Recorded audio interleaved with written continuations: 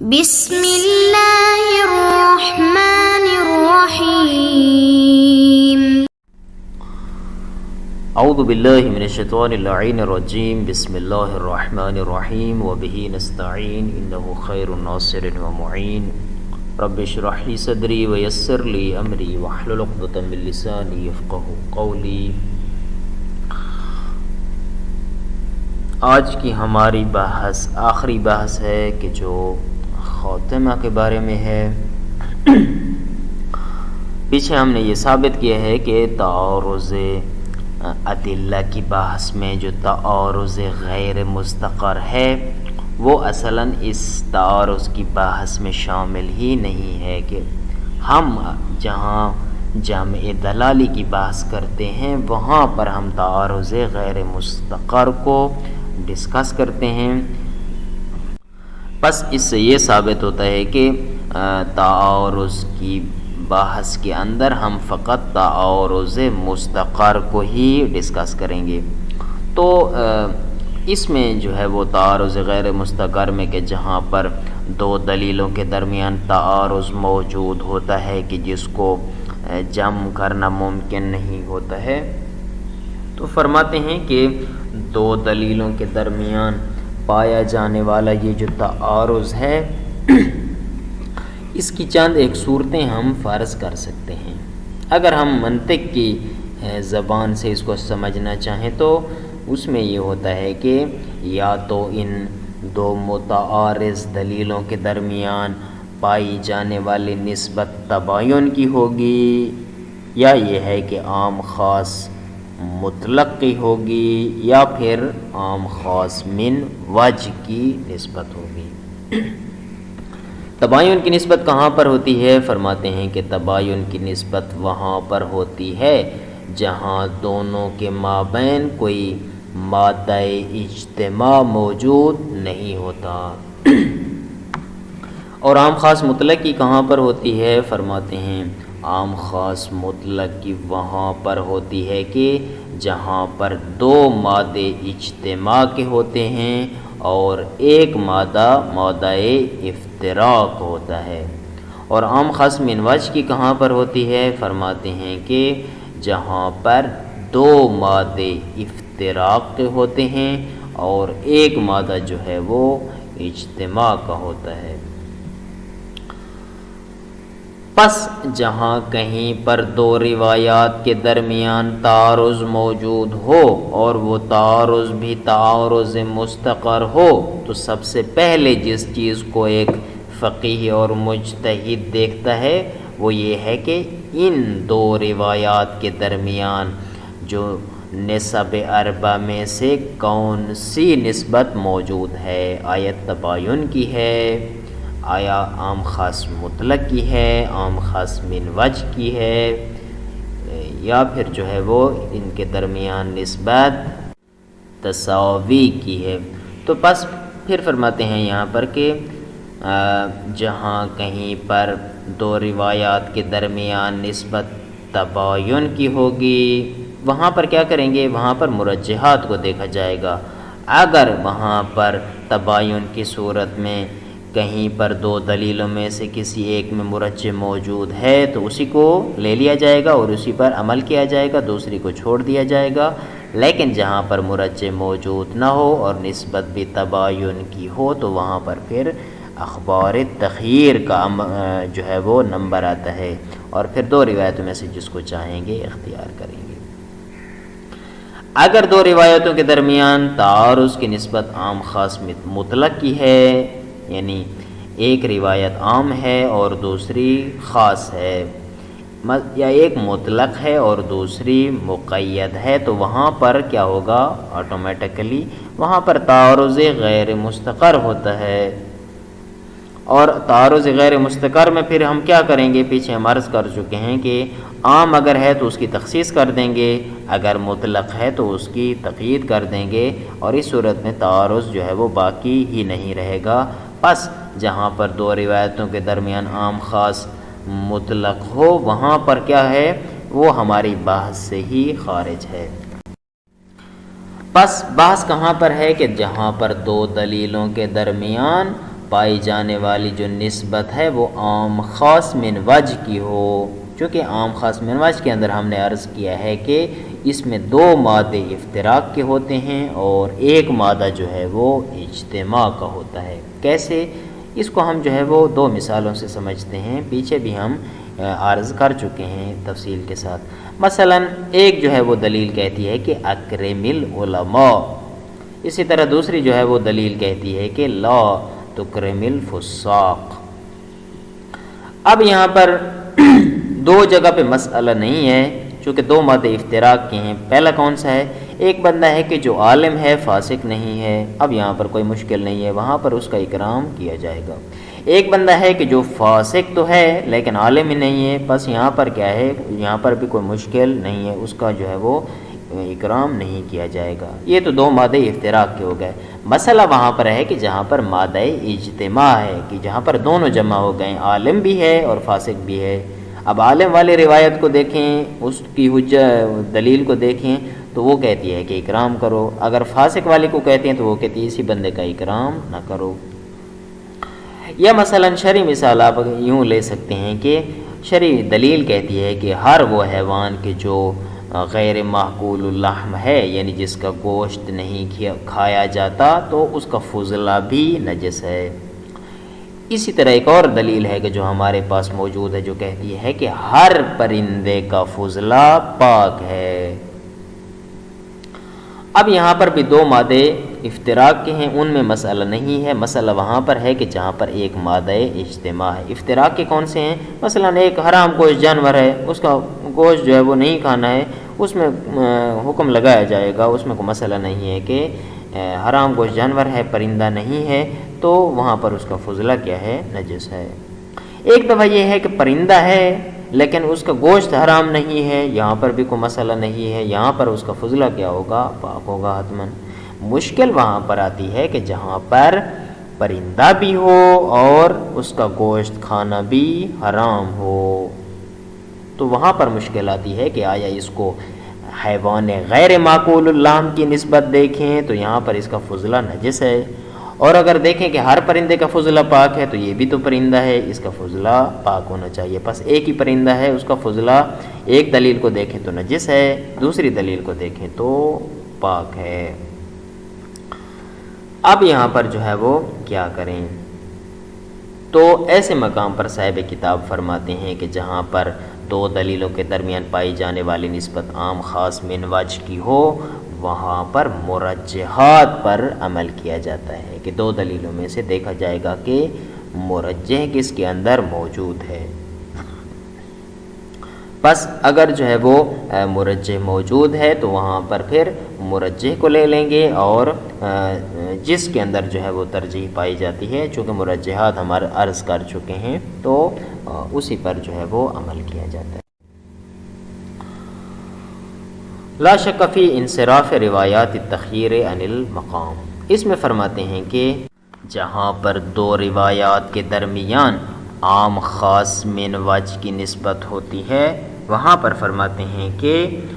روایات تخیر پر عمل نہیں کیا جائے گا، یعنی ڈائریکٹلی روایات تخیر کو لے آئیں اور ان پر عمل کرنے بیٹھ جائیں۔ فرماتے ہیں کہ یہ ہمارے لیے جائز نہیں ہے۔ کیوں؟ چونکہ جو روایات تخیر کو، جو روایات یعنی جو قائد تخیر کو جو روایات ثابت کرتی ہیں، فرماتے ہیں کہ وہ وہاں پہ ہے کہ جہاں پر تمام مدلول میں دونوں روایات ایک دوسرے کے ساتھ کیا ہوں؟ مختلف ہوں، نہ کہ بعض میں۔ تو یہاں پر تمام مدلول کہاں پر ہوتا ہے؟ جہاں پر تباین کلی ہو۔ بس یہاں پر تباین تو نہیں ہے، یہاں پر جو ہے وہ عام خاص من وجہ ہے، یہاں پر فقط ایک مورد میں تباین ہے، دو مورد میں تو مادہ افتراق ہے اور ایک مورد میں جو ہے اس کا مسئلہ ہے، تو یہاں پر تباین کلی نہیں ہے۔ بس اس اعتبار سے جو ہے وہ یہاں پر فرماتے ہیں کہ اخبار تخیر اور روایات تخیر پر عمل نہیں کیا جائے گا۔ ترجمہ انتہائی آسان ہے، فرماتے ہیں کہ خاتمۃ المطاف کتاب کا خاتمہ ہے کہ فرماتے ہیں التعارض علی النحو العموم والخصوص من وجہ، کہ جہاں پر دو دلیلوں کے درمیان تعارض آ جاتا ہے، تعارض بھی علی نحو عام خاص من وجہ، ان التنافی بین الدلیلین اذا کان بنحو العموم والخصوص المطلق، فرماتے ہیں کہ جہاں پر دو متعارض دلیلوں کے درمیان تنافی کس انداز میں ہو، بنحو العموم والخصوص المطلق، عام خاص مطلق کی جو ہے وہ دونوں کے درمیان نسبت موجود ہے، او المطلق والمقید، یا دونوں کے درمیان اطلاق اور تقیید کا رشتہ ہے، تو فقط علمتا، آپ پہلے جان چکے ہیں، انہ من اقسام تعارض غیر المستقر، کہ یہ اقسام جو فرماتے ہیں تعارض کی ہیں، یہ تعارض غیر مستقر میں ہیں، وَأَنَّهُ دَاخِلٌ فِي قَاعِدَةِ الْجَمْعِ، یہاں پر تعارض غیر مستقر میں ہم نے عرض کیا ہے کہ وہاں پر قاعدہ جمع پہ عمل کیا جاتا ہے، وَأَنَّ الْمَرْجِعَ هُنَاكَ هُوَ الْجَمْعُ بَيْنَهُمَا، چونکہ تعارض غیر مستقر میں جو ہمارا مرجع ہے وہ یہ ہے کہ الجمع مهما امکن اولا من الطرح، کیسے جمع کریں گے، بتخصیص العام، یہاں پر عام کو خاص کر دیں گے، و تقیید المطلق، اور مطلق کو مقید کر دیں گے، تو یہاں پر ایک عام ہے ایک خاص ہے، تو وہاں پر عام کو ہم خاص کر دیں گے تو اس میں تنافی باقی ہی نہیں رہے گی، اسی طرح مطلق کو مقید کر دیں گے تو بھی تنافی ختم ہو جائے گی۔ وَإِذَا كَانَ التَّنَافِي بَيْنَهُمَا بِنَحْوِ التَّبَايُنِ الْكُلِّ، لیکن فرماتے ہیں کہ جہاں پر دونوں کے درمیان تنافی علی وجہ التباین الکلی ہو، وہاں پر فالمرجع ہو الترجیح ثم التخییر، وہاں پر فرماتے ہیں کہ سب سے پہلے جو ہے ہم ترجیح پر عمل کریں گے، اور ترجیح نہیں ہے تو پھر روایات تخییر پر عمل کریں گے، کما اذا ورد فی الخبر ثمن العذرۃ سخط، جس طرح کہ روایت میں آیا ہے نا کہ وہ جو عذرہ اور پاخانے کی قیمت ہے وہ لینا باطل ہے، اسی طرح ایک اور روایت میں آیا ہے کہ لا باس بثمن العذرۃ، کہ عذرہ کی جو قیمت ہے وہ لینے میں کوئی حرج نہیں ہے، تو یہاں پر کیا کریں گے، یہاں پر تنافی جو ہے وہ تباین کلی کی ہے، یہاں پر ترجیح موجود ہے تو اس کو لے لیں گے، پھر تخییر پر عمل کریں گے۔ باقی الکلام فیما اذا کان تعارض بین الدلیلین علی النحو العموم والخصوص من وجہ، فرماتے ہیں کہ ایک بات جو یہاں پہ رہ جاتی ہے وہ اس مورد میں ہے کہ جہاں پر دو دلیلوں کے درمیان تعارض علی النحو عام خاص من وجہ ہو، کیسے، مثلا مولا فرماتا ہے اکرم العلماء، پھر فرماتا ہے کہ لا تکرم الفساق، یہاں پر کیا ہے، فیکون العالم الفاسق مجمع العنوانین، اگر عالم ہے فاسق نہیں ہے تو اکرام واجب ہے، اگر فاسق ہے عالم نہیں ہے تو اکرام واجب نہیں ہے۔ مسئلہ وہاں پر آ جاتا ہے کہ جہاں پر عالم بھی ہو اور فاسق بھی ہو، تو یہ دونوں عنوانوں کو جمع کر رہا ہے، فیجب و اکرام ہو بے اعتبار کونہ عالما، چونکہ عالم ہے تو اکرام واجب ہے، ویحرم بے اعتبار کونہ فاسقا، اور چونکہ دوسری طرف فاسق بھی ہے تو احترام کرنا جو ہے وہ حرام ہے۔ اب یہاں پر کیا کیا جائے، فما ہی الوظیفہ، وکما اذا ورد دلیل یدل باطلاقہ علی نجاست عذرۃ کل ما لا یؤکل لحمہ، فرماتے ہیں کہ اسی طرح ایک اور دلیل ہے کہ جس کا اطلاق کہتا ہے کہ ہر وہ جانور کے جو معقول اللحم نہیں ہے اس کا جو عذرہ اور پاخانہ ہے وہ نجس ہے۔ وورد دلیل آخر یدل باطلاق علی طہارت عذرۃ کل طائر، ایک اور دلیل ہمارے پاس موجود ہے کہ جس کا اطلاق اس بات کو ثابت کرتا ہے کہ ہر پرندے کا پاخانہ اور فضلہ کیا ہے، طاہر ہے، پاک ہے۔ فیکون الطائر غیر المعقول مجمع العنوانین، اب یہاں پر ایک جو ہے وہ عنوان ہے کہ جہاں پہ جو دونوں جمع ہو جاتے ہیں وہاں پہ مسئلہ ہے، چونکہ اگر ایک غیر معقول اللحم حیوان ہے اور وہ پرندہ نہیں ہے تو وہاں پر آٹومیٹکلی اس کا فضلہ نجس ہے، اور ایک دفعہ پرندہ ہے لیکن وہ حلال ہے تو وہاں پر بھی کیا ہے، اس کا فضلہ پاک ہے، لیکن مسئلہ وہاں پر آ جاتا ہے کہ جہاں پر کیا ہو، ایک پرندہ ہے کہ جو کیا ہے، غیر معقول اللحم ہے۔ اب غیر معقول اللحم کو دیکھیں تو کیا ہے، ہم نے کہا ہے کہ فضلہ نجس ہے، اگر پرندے کو دیکھیں تو فضلہ پاک ہے، بس اب کیا کریں، فَلْيُحْكَمْ بِنِجَاسَةِ عَذْرَتِهِ بِحُكْمِ الدَّلِيلِ الْأَوَّلِ، کیا پہلی دلیل کو دیکھتے ہوئے ہم حکم لگائیں گے کہ اس کا عذرہ نجس ہے، اور بِطَہَارَتِهِ بِحُكْمِ الدَّلِيلِ الثَّانِي، یا یہ ہے کہ دوسری دلیل کو دیکھتے ہوئے کہ چونکہ ہر پرندے کا فضلہ پاک ہوتا ہے تو یہاں پر ہم حکم لگائیں گے کہ اس کا فضلہ بھی پاک ہے۔ لا شک فی انصراف روایات تخیر عن المقام، فرماتے ہیں اس بات میں کوئی شک نہیں ہے کہ یہاں معنی نفی میں کہ جہاں پر عام خاص من وجہ کی نسبت ہوتی ہے، یہاں پر روایات تخیر یہاں پہ ان پر عمل نہیں ہوگا۔ کیوں؟ لأن المتبادر من قولہ فی روایت الحسن بن الجہم، چونکہ روایات تخیر میں کہ جہاں پر حسن بن جہم کی روایت ہے کہ جو کہتے ہیں کہ یہ جی ان الرجلان وکلاہما ثقہ، کہ ہمارے پاس دو مرد آتے ہیں کہ جو دونوں ثقہ ہوتے ہیں اور دو مختلف حدیثیں لے کر آتے ہیں، تو امام علیہ السلام نے فرمایا کہ جس کو چاہو لے لو، تو یہاں پر ہوا اختلافہما فی تمام المدلول لا فی بعضہ،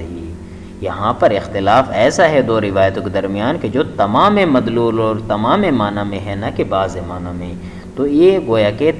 تباین کلی والی صورت کو شامل ہے کہ جہاں پر جس کو چاہو لے لو، یعنی اختیار ہے، لیکن ہم جس میں بحث کر رہے ہیں وہ تباین کی صورت نہیں ہے، وہ عام خاص من وجہ کی صورت ہے۔ تو یہاں پر پھر ڈائریکٹلی روایات تخیر پر عمل نہیں کیا جائے گا۔ وَلِذَا كَانَ مُنْصَرِفًا عَمَّا اذا کان تنافی بنا بالعموم والخصوص المطلق، یہی وجہ ہے کہ روایات تخیر سے انصراف کیا جاتا ہے اس مورد میں کہ جہاں پر دو روایات کے درمیان تنافی عام خاص من مطلق کی ہو۔ پس روایات تخیر پر ڈائریکٹ تباین کی صورت میں عمل کیا جاتا ہے، اور جہاں پر عام خاص من مطلق ہو وہاں پر دونوں میں جمع کر دیا جاتا ہے۔ یہ پھر چلا جائے گا تعارض غیر مستقر میں، اور ہم جس میں بحث کر رہے ہیں کہ جہاں پر کیا ہے دو روایتوں کے درمیان جو نسبت پائی جاتی ہے وہ عام خاص من وجہ کی ہے، تو وہاں پر کیا کریں گے؟ فیکون المرجح ہوا روایات الترجیح، یہاں پر پھر ہم روایات ترجیح پر عمل کریں گے۔ فلو کان حکم احد الدلیلین فی مورد الاجتماع موافقا للکتاب دون غیرہ، بس یہاں پر کیا ہوگا؟ اگر دو